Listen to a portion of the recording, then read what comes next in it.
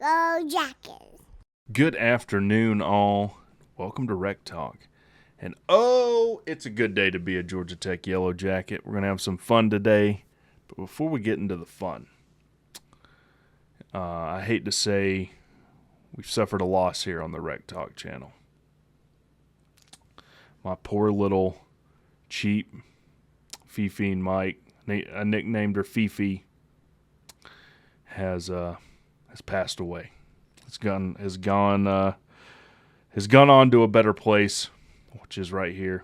We're gonna have to put her out to pasture, but I do have a new mic. I hope it sounds great. That's why the audio in my last video sounded so bad, and it was actually because my webcam mic was picking up the audio, and my actual mic wasn't working. So, hope it sounds good. I think it sounds good.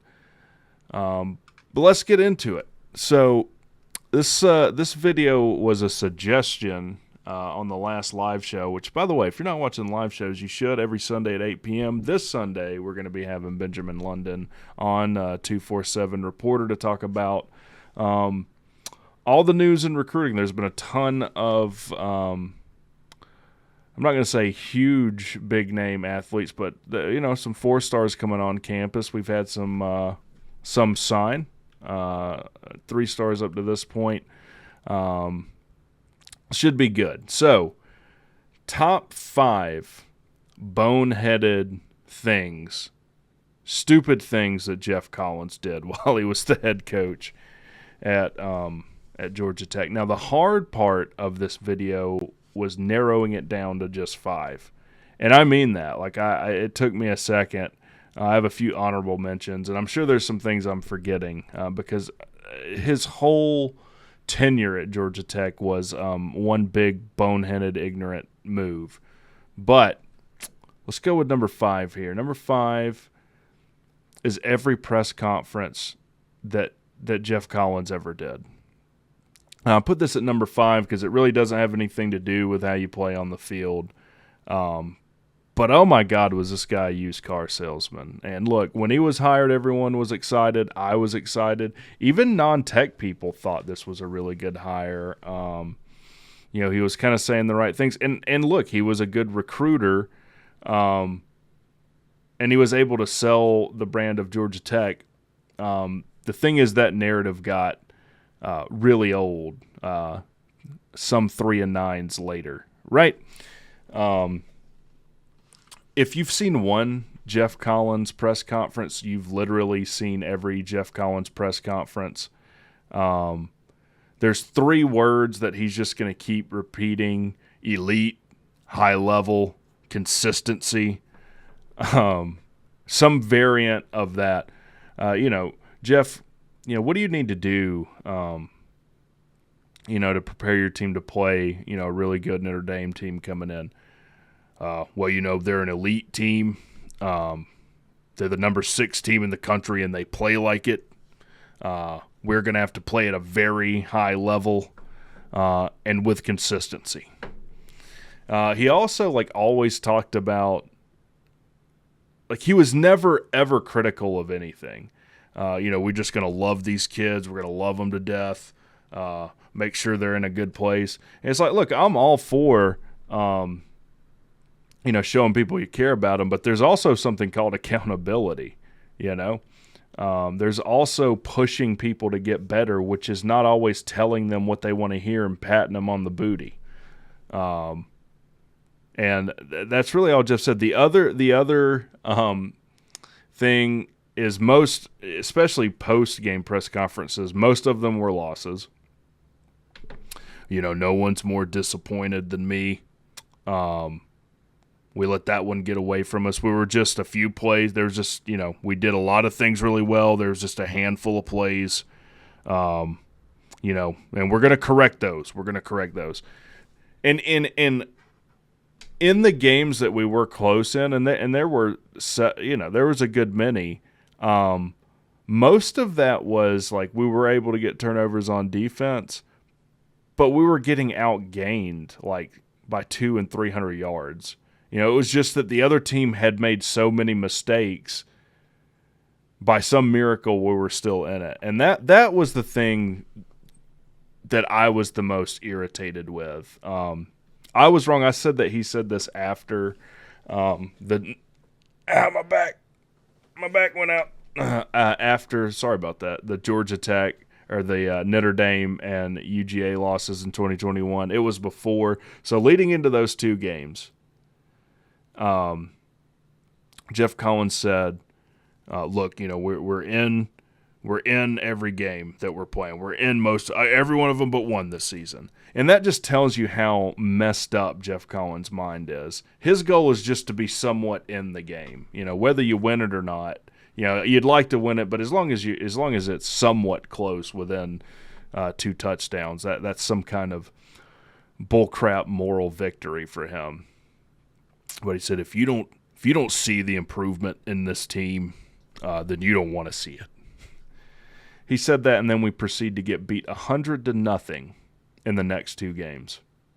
If you don't want to see the improvement in the team, you don't want to see it. Next 2 games we get beat 100-0. Notre Dame beats us 55-0. Georgia beats us 45-0. And Georgia could have been way worse than that. I mean, both of those teams could have scored 70 on us. But hey, just got to love on these kids, I mean, don't push them. You might hurt their feelings. I can tell you this: you're not going to hurt their feelings any more than getting beat 100-0. I can tell you that. So yeah, number 5 is every press conference Geoff Collins has ever given. Oh, the last thing I'll say is he was oftentimes like a bigger fan of the opposing team. Like he talked about the opposing team like, I don't even know why we're going to play them. Like we don't even have a chance. That we get beat 45-0 by Georgia. Also, they sold out about 95% of our stadium. That's 100% Geoff Collins. That should be on here too. Maybe that's like honorable mention is getting our stadium sold out by UGA. What a piece of garbage Geoff Collins is. That was the number 1 team in the country, and they play like it. I mean, they're a fantastic team. Well, at some point, Jeff, like we need to play well. It's been 3 years, man. Like, WTF? And by the way, he was on a podcast like 3 weeks ago talking about how much he loved Kirby Smart, and he'd like to put his, he'd like to get his knee pads out for him and get over there. Yeah, just absolute nonsense. Anyways, number 5, every press conference. Number 4, and this is when I realized we had a major problem with Geoff Collins, was the Pat Narduzzi handshake. Let's show it here. I mean, look at this. I'll show it again. Whoop. One more time. You know what he was mad about? In a close game where going for 2 made all the sense in the world, and made it where a field goal wouldn't win it for us when we got the ball back. So Pittsburgh scores. They go for 2 so that we've got to score a touchdown to win it. That's what Geoff Collins was pissed about. That's why he ripped his hand away there. He didn't like that Pat Narduzzi went to 2, went for 2 when any idiot in the world would have done the same thing. That's when I realized Geoff Collins had a serious maturity issue. And that has been echoed by every action and every word he's spoken about Georgia Tech since he's been fired as the head coach. Geoff Collins got his feelers hurt there and acted like a petulant child in on national TV, representing my Georgia Tech Yellow Jackets. Disgraceful. I don't think he ever really apologized for that, or I think the only thing he said is, I kind of, it's an emotional game. I wanted to get in the locker room. Like he made a bunch of excuses for that. That's when I knew we had a problem though. That's reinforced for me by, he leaves, another honorable mention, he leaves Georgia Tech. He's fired, and from everyone I've talked to that's close to the program, and from if you look around message boards and stuff, like Geoff 100% believes that there was some grand conspiracy that got him fired. That Brent Key becoming head coach didn't have nothing to do with going 3-9, 3-9, 3-9. It had to do with assassins in the program, forces, the Illuminati looming in on them, got him out. That's childish behavior. That's someone who can't accept responsibility for his own deficiencies. You think it's any wonder that he hasn't been hired yet? No. And look, I don't think, obviously he can just sit on $11.37 million for the rest, whatever, he's fine. But with the ego that Geoff Collins has, that he wants to get back into coaching college football. That's why he went to every spring practice of every team that would have him trying to sniff up their rears and crawl up their coattails. So number 4, the absolutely disgraceful Pat Narduzzi handshake. Number 3 is like every game he ever coached against Clemson. I don't know what his deal was with Clemson. I think we suffered like the worst loss in history. We got shut out 73-75 to nothing by Clemson when Trevor was there. He pulled he had us work out on the field while the Clemson players were doing their warm up. Like we're going to intimidate Clemson when we're going 3-9, and we can't, get a pass off in less than half a second.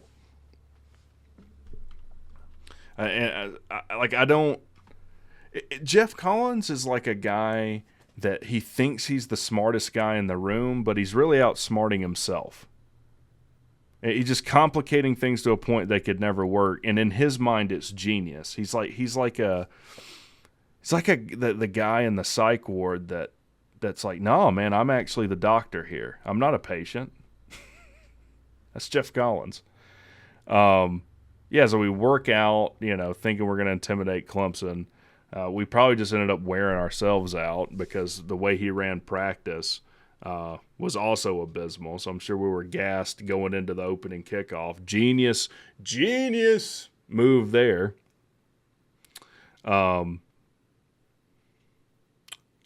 Also, let me show you guys this. This is something actually Sea-Dog. I had kind of missed this or forgot about it. Actually, I'll bring that up. When we talk about the next thing on the list. But other thing is last year, going into halftime, we're in a close game with Clemson, and we were in a few close games with Clemson, even with Geoff, which is curious, and even a slightly better coach would have pulled out one of those games. But there's like 20 seconds left in the half. We have this really long review on a play, and then Collins takes a timeout to stop the clock. Now, when you take a timeout to stop the clock, leading into halftime, what does that usually mean? We're going to take a few shots downfield and try to score, at least get a field goal. Not with Geoff Collins. High-level intellect, baby. You take the timeout just to run the clock out, but you take a little longer to run the clock out. That's elite. That's an elite mindset, guys. I mean, you've got everyone confused, including your own staff and players when you do that. So, that happened last year at the Benz with Clemson, and Dabo was even like, what is this clown doing? What is this guy doing? So number 3, everything that Geoff Collins ever did as it pertained to Clemson. Number 2. So I hope, as you can see, as we go down the list, these are things that affect us winning, losing more and more and more. Number 2 is Dave Patnode. Dave Patnode, in my opinion, is the worst offensive coordinator in the history of football. And that even includes when like you play the NCAA video games and you're like role playing, you're a coordinator. By the way, there's even like groups where like you can give press conferences and like you can update like whatever. He's like all of those people are better offensive coordinators than Dave Patnode. This was so Geoff bringing over Dave Patnode, absolute boneheaded decision. Absolutely boneheaded decision. Oftentimes under Patnode, like the play clock would run down. We'd call a timeout. Like, all right, let's call a timeout. Let's get the right play in. Often on third down. So we'd call a timeout and get the right play in, and then take a delay a game after the timeout. Now, a lot of times when you purposefully take a delay a game, it's when you're punting and you want to give your punter a little more room to like corner someone in, you know, on their own 5 or something. It wasn't on purpose. We would take a timeout and delay a game just because that's how friggin' confused we are. Dave Patnode 100% fit the bill of Geoff Collins, like we're going to outsmart everyone, and we end up outsmarting ourselves. Here's a perfect example. Not that. Look at this formation. So look at this. This was against Clemson, I think 2021, maybe. And so for people who are just listening, let me describe this. We're in our own, you know, we're on our own 5, or we're on Clemson's 5, about to score, or 3 or whatever, inside the 5. That's what I meant to say. We have our center, and I guess, I don't know if those are 2 linemen or not. It's hard for me to see from here. We basically have 3 linemen in front. Jeff Sims in the gun with a running back beside him. Now, here's high-level intellect, guys. High-level intellect. Don't line up your linemen in front of the quarterback so they can protect him. That's too straightforward and simple. Put all your offensive linemen out in like at wide receiver. That's what's going on here. Like a bunch of these guys are offensive linemen. We have like a wide receiver on the outside. When we're on our we're about to score on the 2. What is this? What is this? You know what we did here? We ran it up the middle. And out of this formation. Any head coach that lets their offensive coordinator install and call plays and formations like this is a guy that's just absolutely out of touch with reality and needs to be fired. Like, if I'm head coach and this is what my OC's trying to do, I'm like, look, man, I got good news and bad news. The good news is you're going to be able to take a vacation. The bad news is make it forever because you're not ever coaching here again. So, yeah,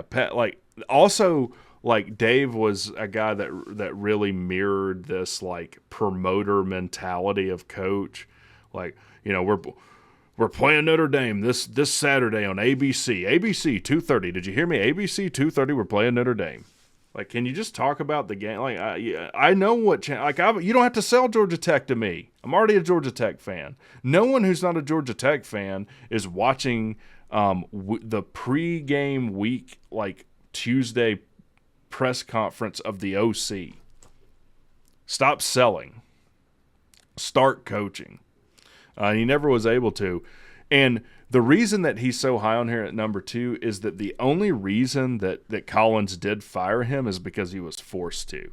100% if there wasn't pressure on Geoff Collins to make a change at OC, because our offenses were abysmal. I mean, I think on average they were ranked like 110th in the country on offense. I mean, we could not get a first down. We did good in an offensive series to just not turn the ball over.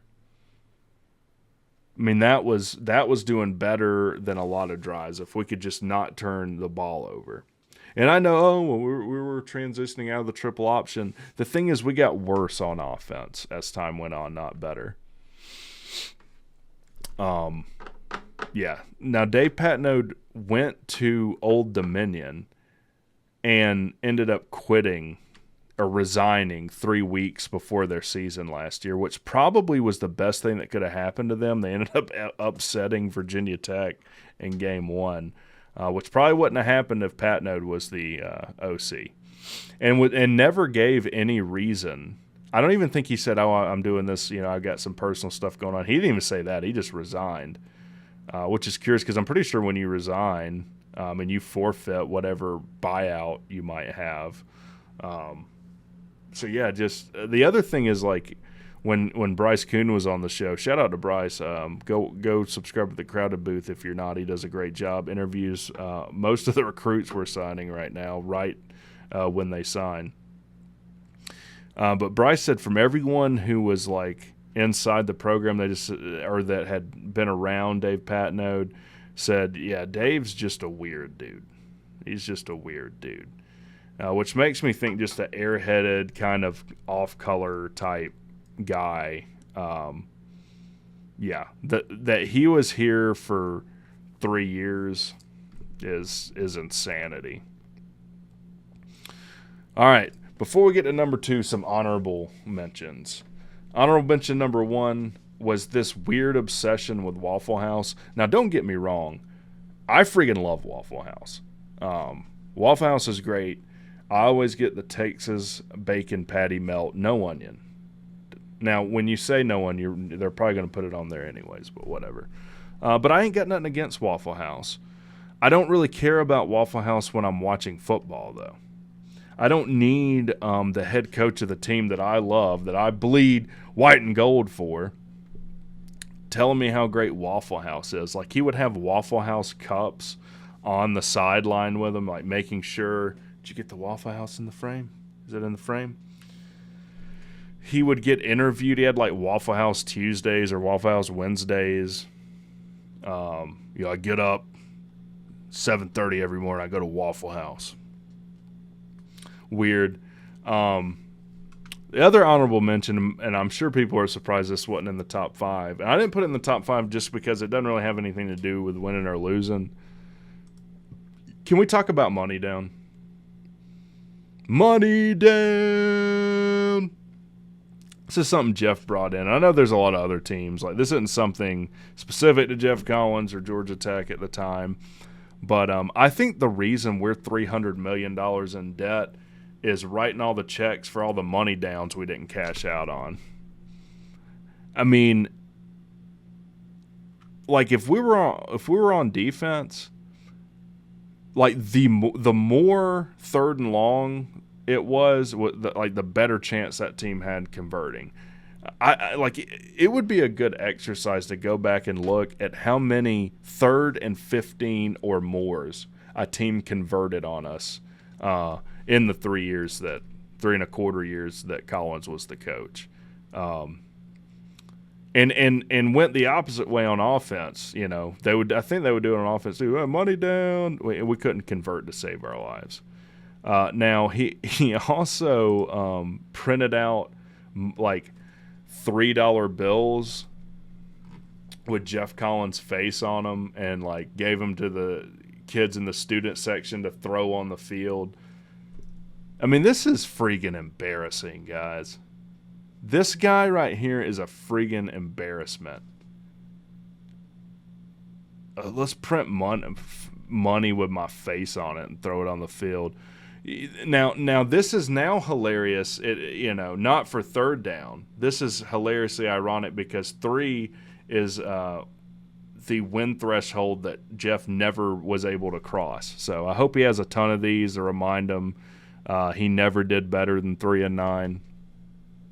And he never would have, even if we would have given him the full 4th year, we would have got blown out in most of the games we played, most likely, knowing him. So, honorable mention, the stupidity of Money Down and Jeff Bucks. Number one, and I'm going to put them together because they're kind of like, they're often talked about together, special teams and penalties. Now, we did have a great kicker in Presley Harvin.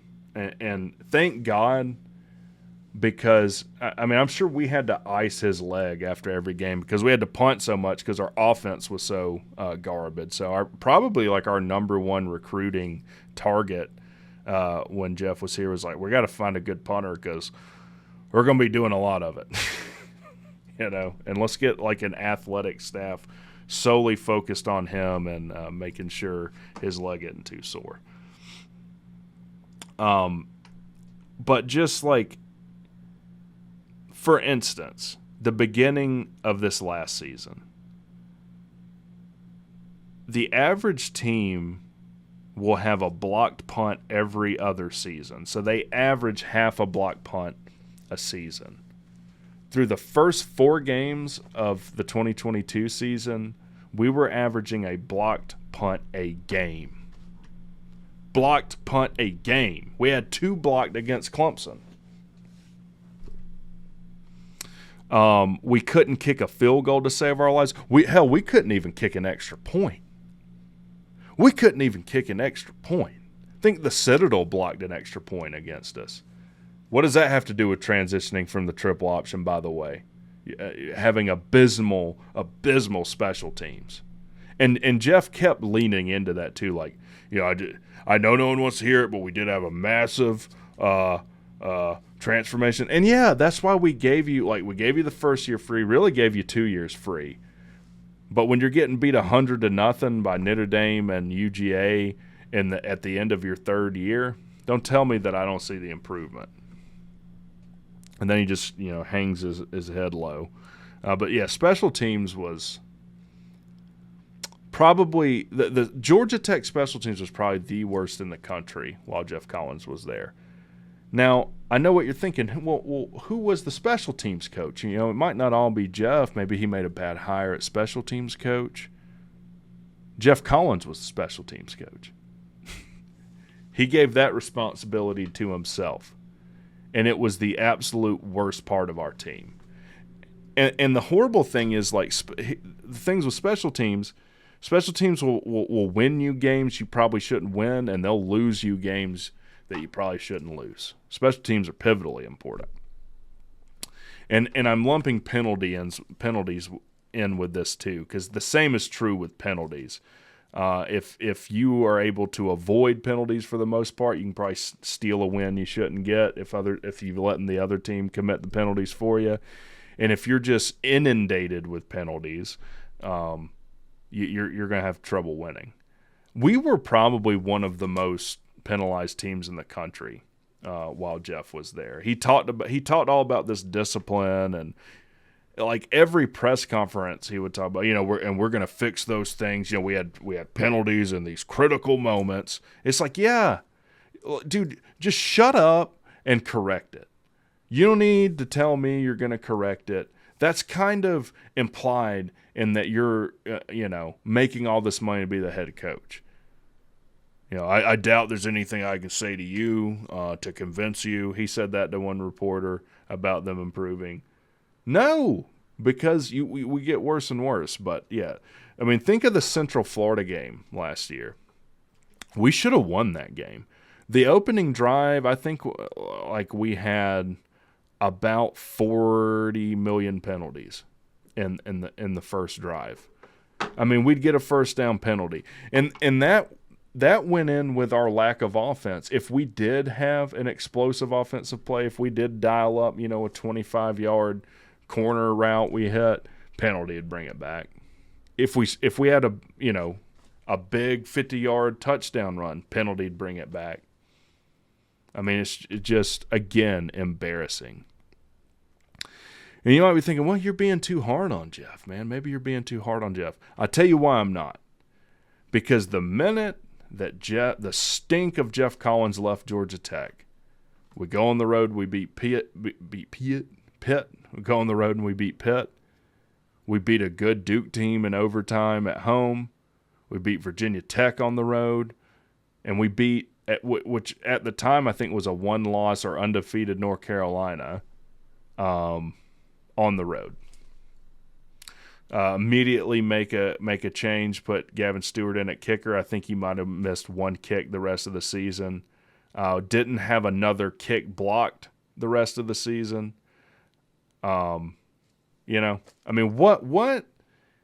was Brent Key able to see that Geoff Collins wasn't? Well, the difference is I think Brent Key is a really good coach who's able to be honest with his players. Like, just because you're hard on a player and you're pushing him, that don't mean you don't love him. Quite the opposite. If you do love him, you want him to be the best player he can be. Geoff could care. Geoff would say he wanted people to be the best players and develop, but he didn't do anything to action on it. Geoff Collins was a guy that was really good at flapping the meat gums that he had on his mouth. As far as implementing anything that anyone would ever want to watch as it pertains to college football, he was an absolute failure. Again, he hasn't been hired. There's a reason for that, and it's because he's an immature child who's not able to learn from his mistakes. I don't wish horrible on Geoff, it does hurt, and I am pissed. He took $11.37 million from us, trash talked us on the way out, and is suckling up to the teat of Kirby Smart these days. Maybe he will learn, but I doubt it. So, anyways, what do you think about the list? Is there any boneheaded things Geoff did that I'm missing out on? Let me know in the comments. Check the live show out this Sunday, and you guys have a great day.